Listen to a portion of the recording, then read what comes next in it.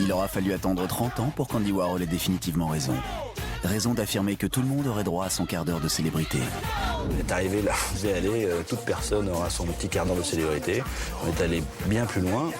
En avril 2001, pour la première fois, la France expérimente la télé-réalité avec Love Story. M6 diffuse l'émission quotidiennement et le programme est présenté par Benjamin Castaldi. Fini la petite chaîne qui monte. Désormais, elle atteint des sommets d'audience.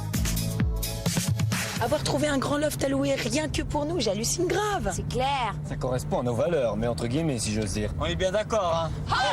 Ça a été une vocation. Par contre, j'ai hésité entre deux métiers, psy et flic, et je pense que j'ai fait les deux métiers. C'est-à-dire, j'ai enfermé les gens et après, je les ai observés. Donc, c'est assez cohérent avec mes rêves d'enfant.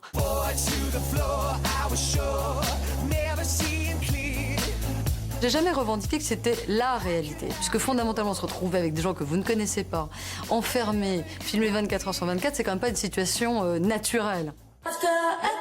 Pour trouver les 13 perles rares, la société de production Endemol organise un casting à l'échelle nationale. Chacun veut tenter sa chance dans cette adaptation française de Big Brother. Oh mon Dieu, je vais pas y arriver. Et oui, tu sais, 2 mois dans le loft, ça change toute une vie. Si tu te sens prêt pour une love story et que t'es ok, c'est ok. Ouais.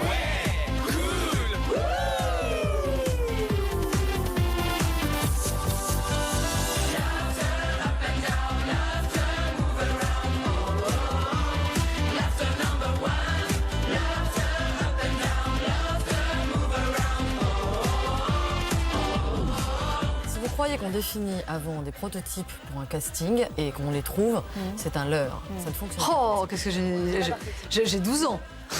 Il y a des On a quand même le sentiment que c'est savamment orchestré. Bah écoutez, je suis contente que ça soit savamment, mais ça ne l'est pas. Le Love, c'est la première saison. Bah, j'ai eu l'entrée de Loana avec sa valise. Le soir de la première, la France découvre Loana, un prénom avec lequel près de 10 millions de téléspectateurs vont vivre durant 10 semaines.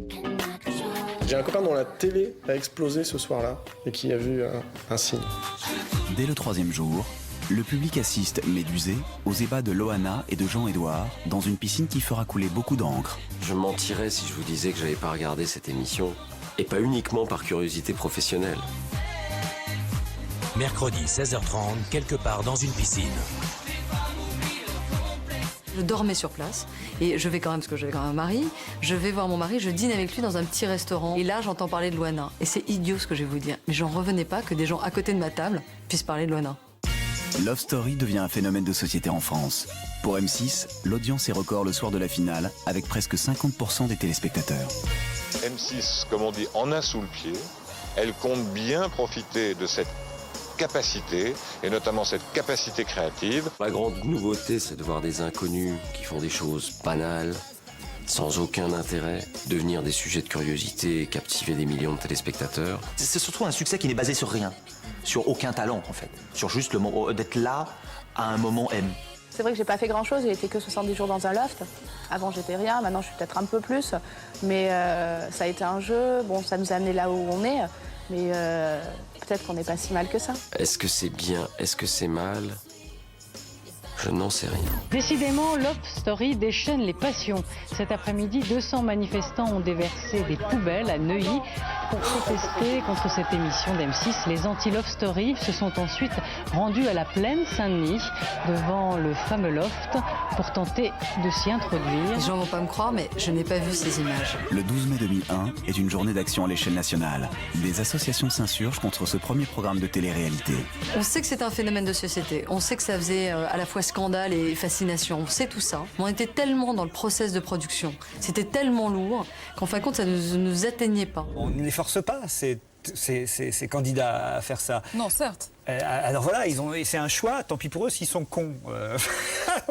Donc on va finalement garder le moins con de tous. Pour moi, c'est plus que la rentrée d'A-Class. Là, c'est la rentrée de ma vie. Véronique Jeunesse, on peut... Véronique Jeunesse.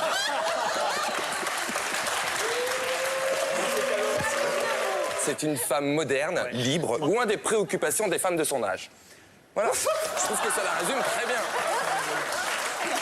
Mais c'est un compliment, mais bien évidemment. Non, c'est pas un compliment, parce que ça veut dire quoi, les femmes de son âge? Eh bien, ça veut dire qu'elle n'est pas futile à toujours vouloir paraître plus jeune, que c'est une femme qui est présidente d'une association. Mais non, mais elle est... Oh là là là là. Peu de candidats sortent leur épingle du jeu. Ils s'essayent au cinéma ou à la musique. D'autres restent accrochés à la télé en devenant présentateurs éphémères. Et on se retrouve tout